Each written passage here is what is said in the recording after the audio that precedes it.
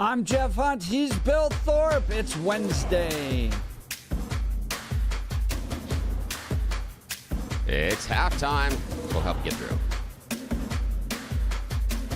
But neither one of us are doing a singing dancing show. It's not, I didn't warm up this morning, sorry. News Talk, 710 KNUS in Denver. And a big welcome to all our listeners on AM 1460 and FM 101.1, The Answer in Colorado Springs. All along the Front Range, this is the Jeff and Bill Show. Billy, feel a little heavier these days? Yeah, but I'm still trying to work that off from the holidays. Yeah, me too. But this isn't that type of heavy. No. It's just the weight of debt upon us all. The crushing existential weight of financial debt that weighs on all of us. Oh, yeah, I'm quite familiar with that one, my friend. Colorado residents are financially obese, the Denver Post writes, carrying around the heaviest debt burdens of any state, even pricier ones like California and Hawaii. And since 2013, they've piled on the most new debt of any state. That's crazy. Wow. Colorado struggling. Here, the per person debt burden in Colorado was $90,760 in 2023, above the per capita rate of $85,000 in California, $82,000 in Hawaii, according to Debt Relief Karma, who analyzed credit data from the Federal Reserve Bank in New York. From 2013 to 2023, the state saw the biggest dollar increase in personal debt, $30,000, and the fourth largest percentage of increase at 51.6%, behind only Utah, Texas, and Idaho. The average per capita debt burden across all states is $57,000 across all states, meaning Colorado residents are shouldering $33,000 more in debt than the typical American. My God, what is happening? We're going to dive into this and more. And do you feel the impact? I do. Bill? Bill, you feel the impact? Yeah, absolutely. Yes. It is tough. It's tough out there. Good night. It's brutal out there. Yeah, it is. I just feel like everything else in my life is getting more expensive all the time. Somebody I know got a tax bill in Jefferson County for an office building that's gone up 250% in 1 year.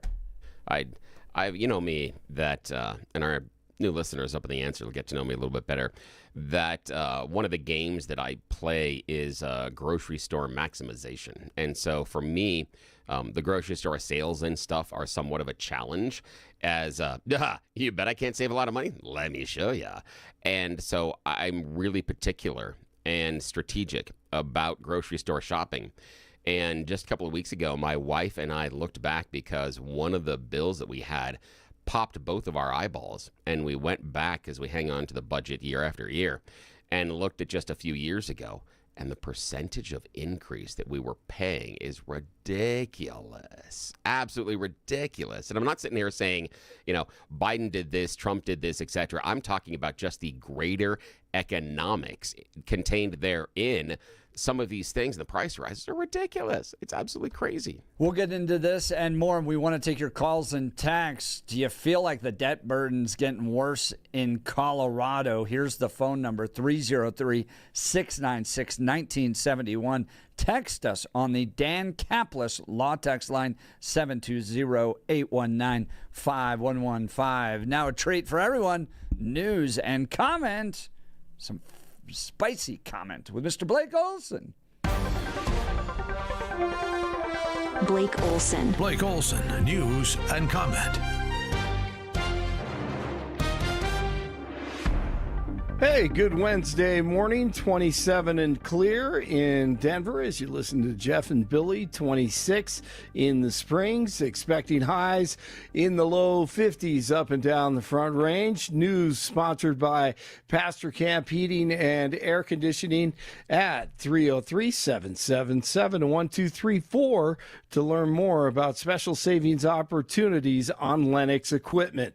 Our top story. There's a lot of funding in one of the spending bills. Now, this was 5 bills wrapped up into one vote, and one of these bills was particularly egregious Congresswoman Lauren Boebert on with the fellas last hour. The federal government shutdown has ended. The House narrowly passed a spending package Tuesday, but Boebert didn't vote for the government gobbledygook because of, some abortion stuff in there and transgender garbage in it. And this is not something that I could put a yes vote to. So unfortunately, when that piece of legislation is wrapped up with everything else, it's really hard to vote for everything else as a whole. I am happy that the DHS was funded yesterday, but I would have loved to have seen that vote happen individually and separate that out. DHS will operate on a 2-week stopgap bill as the lefties continue to attack the department that actually protects the safety of U.S. citizens. Imagine that. And Jeff, I was writing and editing, so I was going in and out on this. I missed some breaking news with Lauren. Could you summarize that real quick? Are you there? I'm not even sure if Jeff is there. He may have taken a little break. Okay, he's not there. I'll get it in a minute. No, I had it, but it's just totally fell out of my head right now. It was something about the Clintons, I believe. I went in and out. The Clintons. Yeah, she is going to be before them, or she's going to have the Clintons before the House Oversight Committee. And they're going to come. They're going to return, or they're going to come back, right? Okay. Yeah. I heard the end of it, and I wasn't sure exactly what it was. Side conversation on this. We're going to take a sidebar here. And the reason I'm bringing it up is because text messages and I were having this conversation during that. During when we were speaking with Lauren as well, that it's a great idea for the Clintons to show up. One, do we think they're going to say anything? Probably not. But some of the text messengers and I were positing that could the Democrats then use the fact that Bill and Hillary show up as a lever to get people on the other side of the aisle. Of course, you'd be shooting for Trump, but other people as well that might be listed, because the Dems could say, well, Bill and Hillary sat down. Why can't so-and-so sit down? Although, universally, we kind of agreed we don't think the Democrats are smart enough to be able to message that way. But it's an interesting idea. That's what the text message Yeah, exactly. said, They're huh? like, I don't think they're smart enough to be able to realize that they could do this. But it is a possibility. And I'm wondering if that's part of the motivations for the Clintons, because they don't like to do this kind of thing. They don't want to do this kind of thing. They skip things earlier. So this is not something they're excited to do. They're not like Jack Smith saying, yes, I want to have this chance. They don't want to do this at all. So I'm wondering, there's got to be a secondary reason. I'm trying to figure out what is that secondary reason. Point. Yeah. Yep. Who knows? They've got plenty of things up their sleeve. Did you see Trump's response, though, to them being I'm so glad you brought that up, my friend. Sorry, I was doing the coming coffee to this morning. testify before Congress? Share that with the audience. Well, Yeah. Trump's like, well, I always basically respected them. I'm sorry they have to do this. And I could pull up the exact quote here because I was like, wait, huh?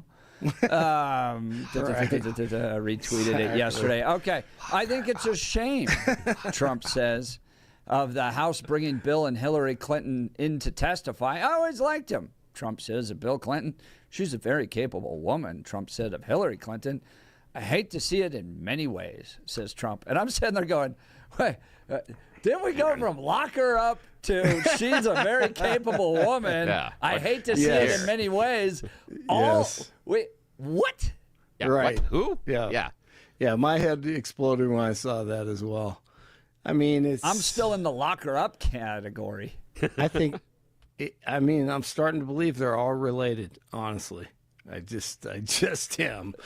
That would go with your belief that it's an oligarchy out there. And There's no. I'm kind of close the more on and more Blake you on that look too, who's the oligarchy. connected. Yeah. Who? It's like everyone who gets into power. We go back and see childhood pictures of them, with someone in power. Remember the Obama photo with George H. Bush or whatever. And there was always that tag on the younger Bush that he was a guy that was born on third base and grew up thinking he hit a triple. That's kind of it. Paris Hilton. That's my classic example. Paris Hilton, for whatever reason, has somewhat of a weird music career. She was just recently floating the idea of, maybe I should do a collaboration with Britney Spears. No, you no-talent hack. The only reason you have any sort of a career is because you can fund it with the checks your parents can write. Bill, there are pictures of me with bleached blonde hair. Oh, okay. Standing next to George H.W. Bush and Ben Nighthorse Campbell. Hey, so, the big question, though. Ever is your hair bleach blonde in that? Yeah, I was like 13. Okay, we got to ask this, through that whole phase. Okay, inquiring minds want to know, Blake. We got to ask this. Yeah. But we got to know how far you went on this whole look, Jeff. So you did the bleach blonde hair. Yep. Were you wearing the puka shell necklace? I went with the straight metal necklace with the little balls. Okay, the little balls. Okay, the ball bearings. Okay, that is the second choice. If it's not puka shells, it's ball bearings. What's that song? Fire something.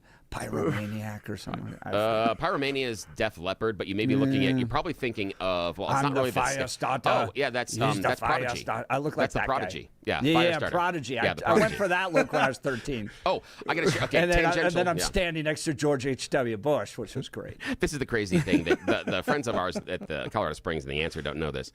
I'm a music nerd, so we're talking about the Prodigy. Those of you who remember Firestarter, I am such a music nerd. I saw the Prodigy live before they had a lead singer. They used to be just pure EDM. Well, at that time it was called techno. Before they had a singer, I saw them on stage. Yeah. Like, what were you doing? What were you like? Were you just wandering around some just weirdo EDM band with no singer? It's just performing. No, you just walked in. I would go see. I knew, because the fans. I mean, we can go through things like the Prodigy, the Orb, 808 State. People that know techno know that deep cuts. Those are some of the pioneers. But how did you find yourself? So I bring this up because I played the Bluebird one time in high school. Our little high school band rented it out, and some 40-year-old just randomly walked in. I'm like, really? A high school band night? Was his name Jeffrey? It was right. It was like Wednesday I'm searching night. here for. Wednesday night was really crappy high school bands, and you're like, you know what I'm gonna do? Yeah, I don't know. I was actually a fan because I have the albums. I have the first 2 Prodigy albums. No singing.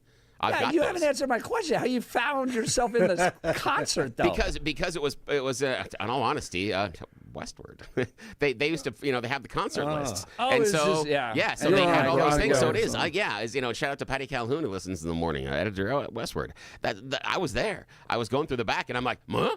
Prodigy's going to be here. You better believe it. And it was only like maybe 70 people in the venue. I think it was the Gothic. It was the Gothic or the Ogden is where we were. Yeah, I saw the Chemical Brothers with like 20 people at the Ogden as well before they hit it big. Yeah, I know. Got to do a deep dive. Blake, to your point, Glazane Maxwell writes, Jason in Denver was also invited to attend Chelsea Clinton's wedding.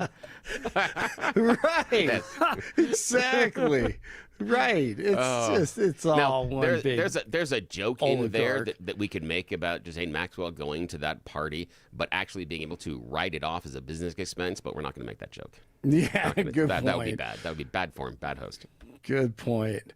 The Chemical Brothers. Is that who he said? Chemical Brothers. Go check them out. Yeah, they've got a song that's on the Matrix soundtrack. Maybe the thing that most people are most familiar with. There are a couple other things in there too. Yeah, that's a good name for all these politicians. The Chemical Brothers. We started with Jeff and blonde tips. I know. And a George H.W. picture. Mm-hmm. And ended up at the Chemical Brothers. Yeah, welcome to the weird Jeff concerts. and Bill Show. Yeah, that's exactly there you go. I have no idea the number of concerts I've seen. Speaking of goofy and crazy and all that, listen to this one. Police say a man arrested for DUI admitted he was driving with 3 children inside the trunk of his car in Westminster. A newly released body cam video, the man can be heard confessing after being handcuffed when he refused roadside maneuvers. Hands behind your back. So you have 3 kids hiding in the trunk? Yes. What are you guys doing? Okay. Well, now go ahead and step over here. You didn't think that would have been a good idea to say something before? Jeez, for the love of God. Unless you are trying to get into a drive-in movie, not acceptable. Yeah, It's the only time that's okay. Unless you were in my family in Yes. the 70s. Exactly.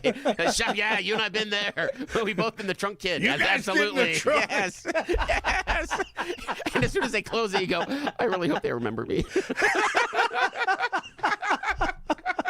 I'm glad we're not the only ones who I know. did that. Absolutely. Oh, man. I can't. Officers say the driver was stopped for reckless driving on January 23rd near City Center Drive and 93rd Avenue and showed signs of impairment. The children were found unharmed. Thankfully, the man taken to jail on suspicion of DUI, reckless driving, and 3 counts of child abuse. The children were released to family members. Man, that is a great point, Billy. DJT is repeating his call for the federal government to nationalize U.S. elections. Trump said Tuesday that if the states can't run the elections fairly, then the federal government should get involved. White House Press Secretary Caroline Leavitt claims, however, that Trump was referring to the SAVE Act, which would require citizens to present an ID before casting a ballot. All right, Sharks at the Avalanche tonight. Nuggets lose to the Pistons 124-121 on the road in Detroit. At the Knicks tonight in the Garden.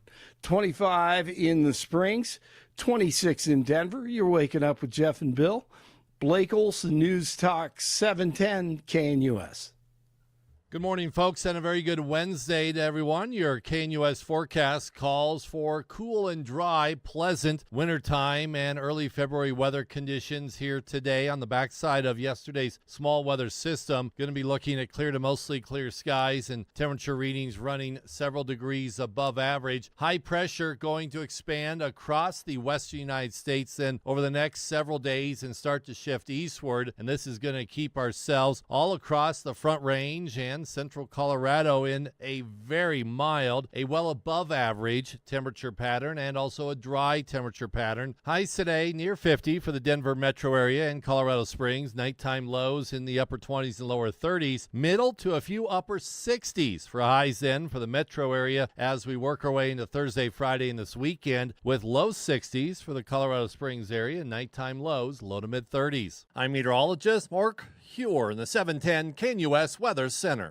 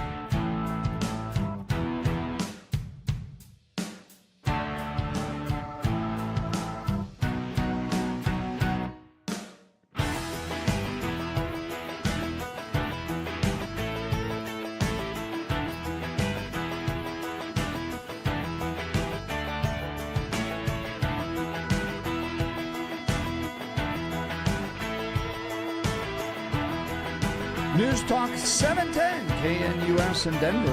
And a big welcome to all our new listeners on AM 1460 and FM 101.1, The Answer in Colorado Springs.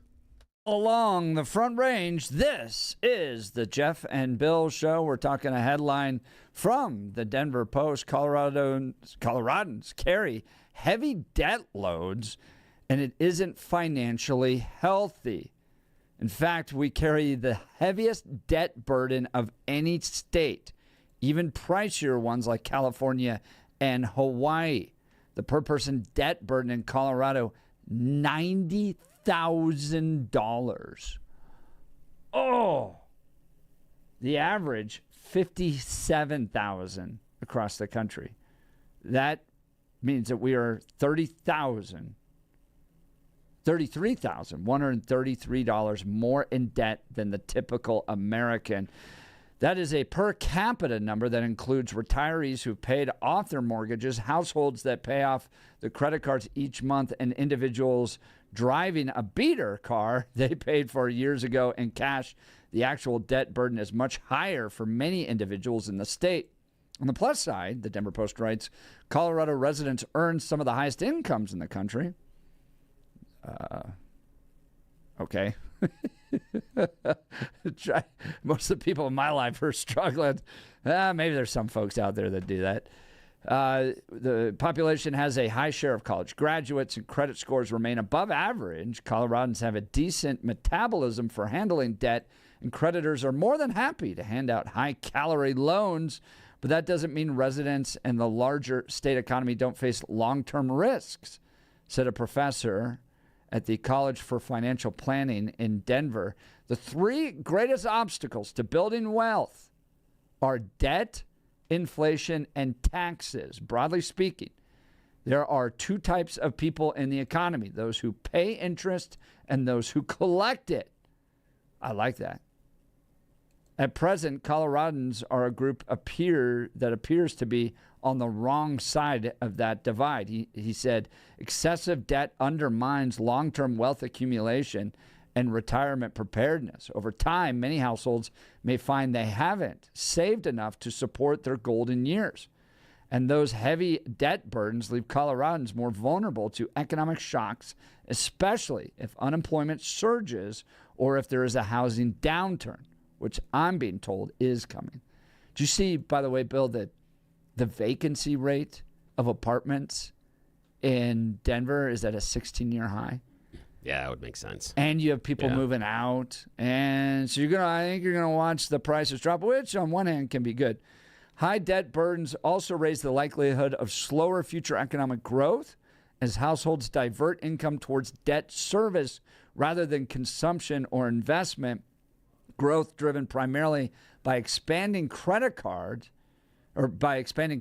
rather than rising earnings is typically unsustainable and increases the risk of a sharper correction when conditions weaken. Bill, what's your take on the Colorado economy right now? It's awful, and I think that it's a lot of the struggles that many people have been feeling but haven't had external confirmation, because you always have that question as you look up and down your block or around your apartment or condo building and think, is everybody feeling as stressed as I am? You have no idea how your neighbors are doing unless you guys share financial information, but most of us don't.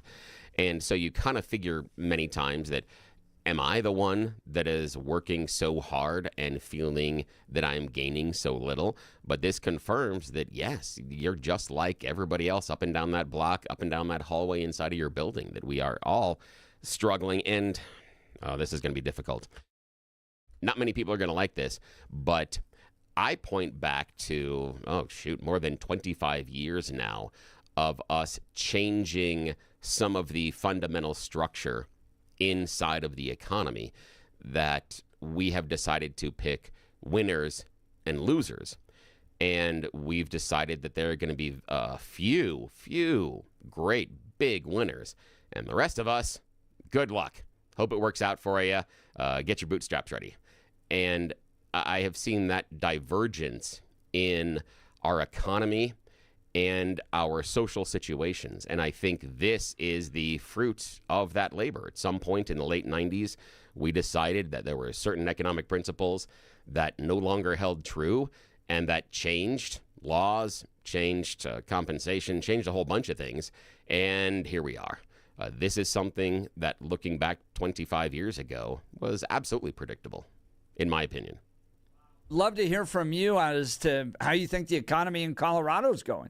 As this article points out, the three greatest obstacles to building wealth are debt, inflation, and taxes, both of which I think policies here in Colorado are pushing higher and higher and higher. Taxes, we all know that along with fees have gone up 3,000% on Coloradans, right? So the government is growing. It's at record high.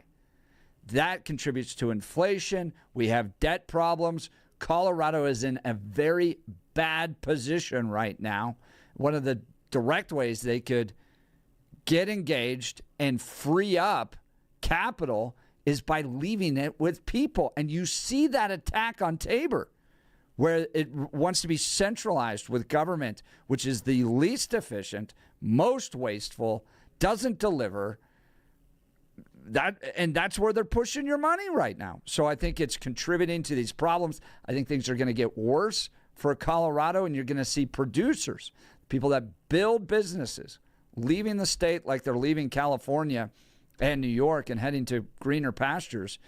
And that's just going to contribute to bigger and bigger problems for our community. The jobs aren't quite there. The tax revenue's not quite there for the products that the government wants to service. So you end up lowering the tax burden down further and further on people, that aren't the trillionaires and billionaires. It goes down and down. It's the way socialism always works. So I think we're on a really bad path here. This is a big indicator that we need to change direction, as Colorado residents carry the heaviest debt burden of any state, even pricier ones like California and Hawaii.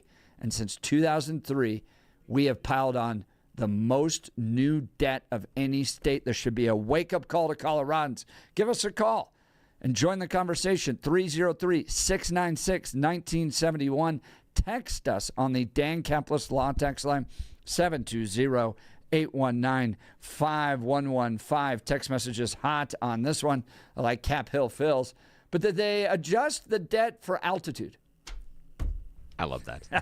I told him, no, not really, but it boils quicker up here. That's basically it. There you go.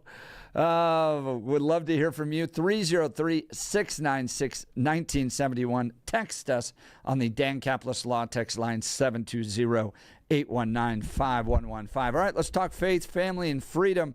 These values define the American tradition and are increasingly under attack.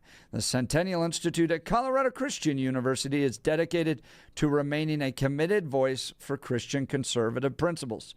Through their public events, publications, and student initiatives, they are committed to delivering world-class programming that empowers citizens of all ages to stand boldly for conservative values and engage with the pressing issues of the day with grace and truth.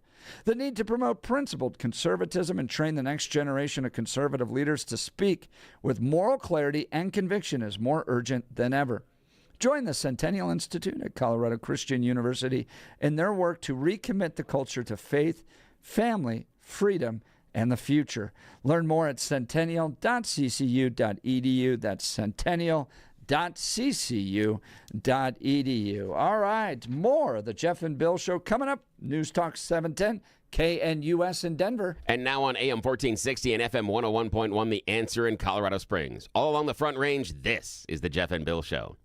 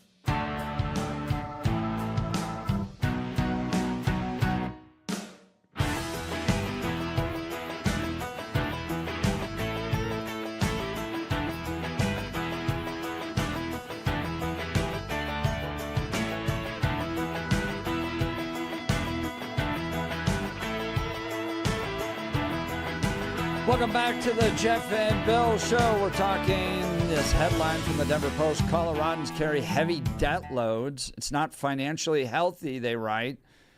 Colorado residents are financially obese, carrying around the heaviest debt burdens of any state, even pricier ones like California and Hawaii. And since 2013, they've piled on the most new debt of any state. Let's go to the phone lines. Dwayne and Divide. Good morning, Dwayne. You're on with Jeff and Bill. Yeah, good morning. Good morning, gentlemen. I guess I'm not part of the situation since I don't hold any debt, but I also cannot support any of the activities that go on, and I feel terrible about it at times with the young squire. But my current debt is about $39 because I got to pay the phone bill in 4 days. So that's it. That's good advice. You know, the advice they give here in the Denver Post is essentially right out of Dave Ramsey. Just don't have debt. Live below what you earn. Do you think that's even possible in this day for people? Well, we become so adjusted to putting it on the card. You know, when you lay down a Jackson or a Lincoln or, God forbid, a Franklin, you're sitting there saying, well, I can see that, I can feel it. But when it's on the card, nobody realizes what it is. They just keep whipping it out, and then all of a sudden they go, what do you mean I'm overdrawn? But, you know, you have to be careful with what you spend it on. But if you don't support businesses, especially local businesses, it becomes a point of like, well, then what happened to the Johnson family? Well, they had to move, their business closed. So we've got to find some way to adjust, but there's way too much government spending going on. Taxes went up here in Teller County. I was like, excuse me? I don't have a house that expensive. I don't have a house that expensive, but that's what the taxes say. Yeah, and I think, Dwayne, what do we do with the idea that, you know, individual Coloradans and their families, their financial situation, and I'm meaning things like wages, income, haven't necessarily kept up with the cost of inflation over the previous couple of decades, that we have seen the cost of everything, we know cost of living increases are right around 3.5% per year, but I struggle to find anyone in my social circle or professional circle that has seen that type of a growth in wages over the similar time, and is part of where we're seeing this debt load. Part of that type of compensation falling behind. We're seeing people putting groceries on credit cards in the previous couple of months. That, to me, is crazy because you're paying interest, sometimes exorbitant interest, on food that you have to consume almost immediately. There's no long-term asset involved there, and to be paying interest on that really scares me that that's the direction that our state and our country is going. Because of the minimum wage requirements in Colorado now, I'm going to put on my economics PhD hat, is the fact that when you have to pay somebody 14 plus an hour to stock things and do what they do, that of course raises the price. You always sit there and say, Bill, what about the prices not coming down? Well, diesel's down. That transportation cost is going to be helping in a lot of ways. But if I'm paying somebody $14 an hour, I better be getting $18 an hour labor out of them. And as long as we continue to have that, plus the cutback hours so they can't give out the benefits and everything else, we're choking ourselves trying to sit there and say, we're so expensive, we need higher wages. And instead of letting things build up and all, we've gotten to a point where we're choking ourselves on what we have for money to pay out to staff and what they can afford to buy. Well, what Henry about Ford paid them? Dwayne? What Henry about Ford the what about the idea of a rising tide raises all boats? The theory behind raising the compensation on the lower end means that everybody further up the ladder then should see a commensurate pay raise, and while goods and services will increase, the total available money for them to pay for it is increasing as well. There is some availability to that, but when I'm paying, $27 for 3 Egg McMuffins and 2 drinks, because the young squire and I, before he goes swimming, I sit there and I take him for breakfast, and all that's too much for me. I cannot justify spending that much money. I try to make it a treat, but I also sit there and say, man, that kills me, because I know wages are a part of it, delivery is a part of it, and all the rest. we have to sit. I don't know how we're going to fix it right now. I cannot come up with a decent solution for it. But we need to sit there and say, is it worth the $8 for that Starbucks every day? We're spending quicker than we realize what we're spending. Yeah, and you see this, it almost becomes the hallmark definition of progressive leadership, either in a city or a state. Everything gets more expensive. You have more government programs than ever, and nobody's happy. You have bigger debt loads. You have frustration with the state. So this progressive Democrat leadership ruins communities, makes everything harder and more expensive.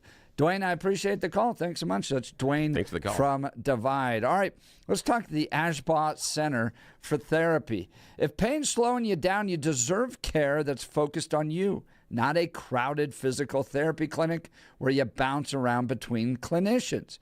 At the Ashbaugh Center for Therapy, every visit is a one-on-one with a licensed physical therapist in a private treatment room, so you can get their full attention from start to finish.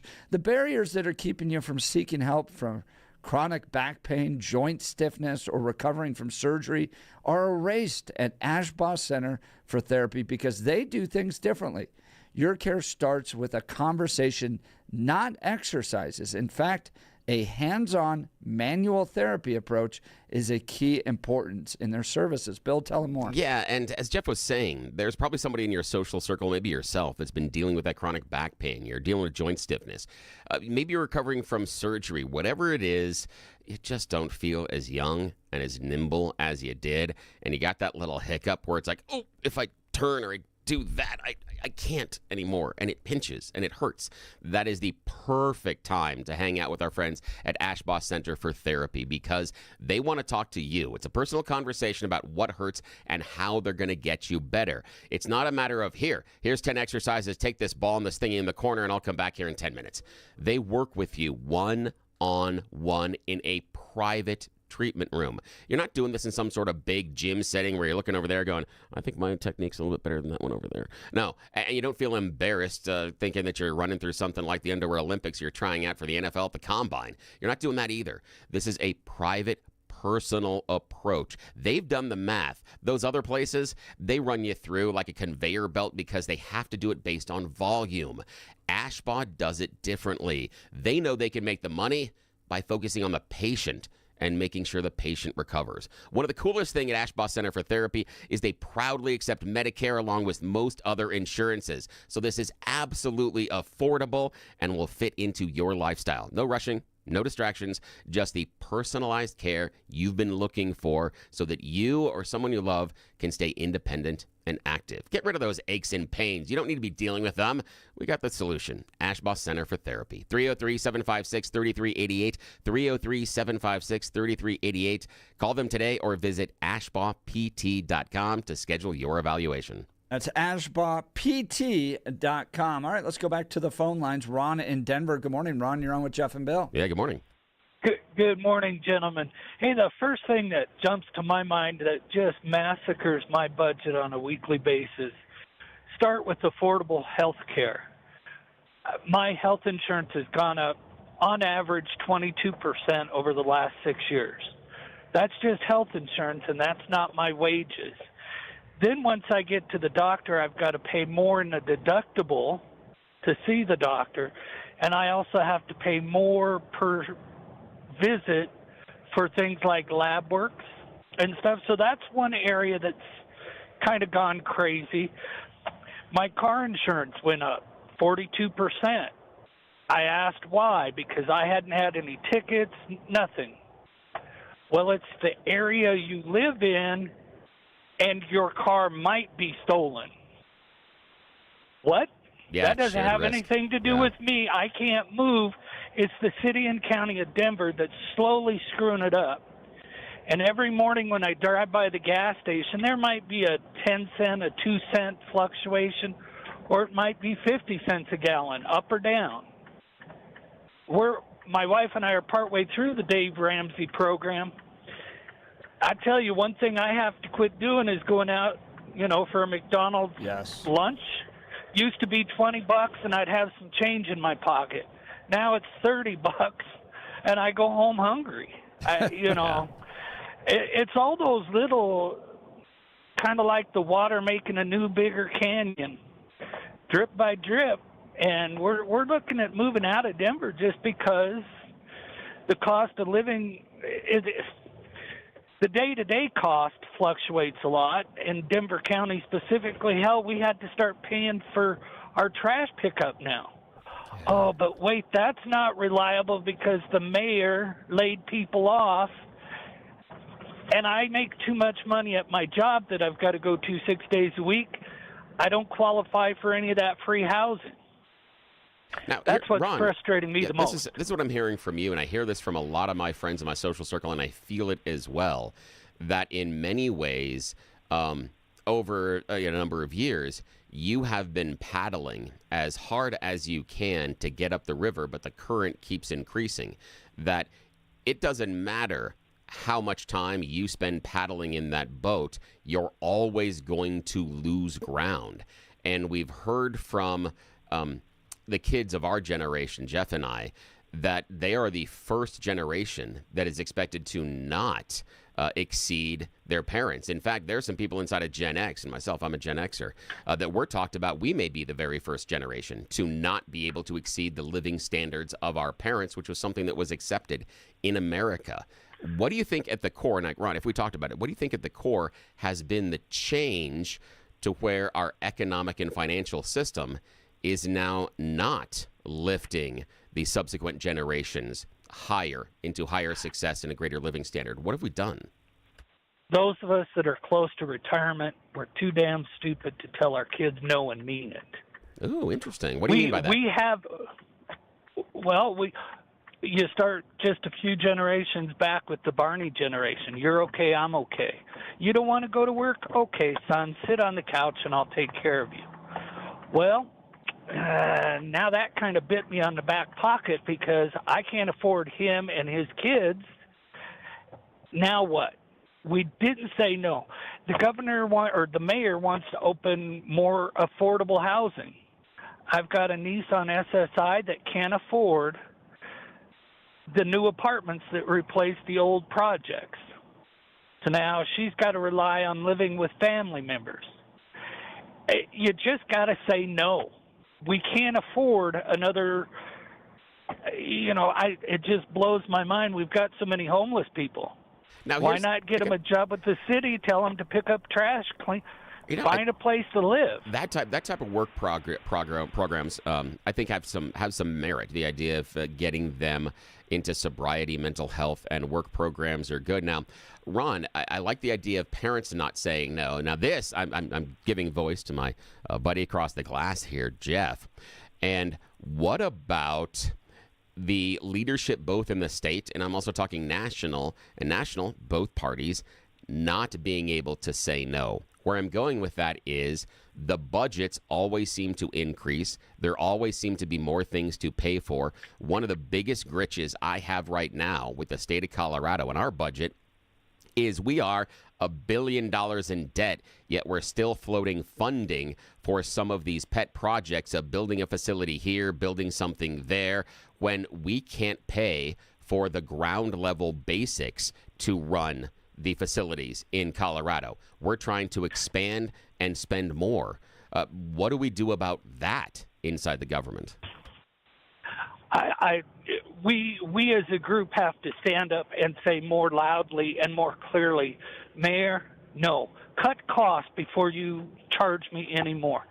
We spent crazy amounts of money on bike lanes and rechanneling traffic. How about we just say, look, you want to ride a bike? Keep your butt on the sidewalk. Stay out of traffic. But Ron, I go down and I talk to progressives. I hear from them from the state capitol. If you want to cut from the government, you are a cold-hearted, terrible person that wants people to die in the streets. Then I'll tell you what, Jeff, I'll shake your hand. You'll find out how cold my cold-hearted hand is. Enough is enough. Yeah. I mean, we got everybody saying we need more homeless housing for the homeless. And I've heard this a bit here and there. Why don't you take 3 homeless guys home with you? You don't have to let them in the house, but put them in the front yard. then we'd find out. You'd walk by my house and see no tents in the front yard. You'd go, hey, Billy, that's where that cold-hearted guy lives. Next door there might be 10 tents. I don't care. But we have to stop and say, enough. We're not going to raise the budget until it's under control. I think if every governor, every mayor, every president started every year with, how can we cut 10%? 10%. Everybody cuts 10%.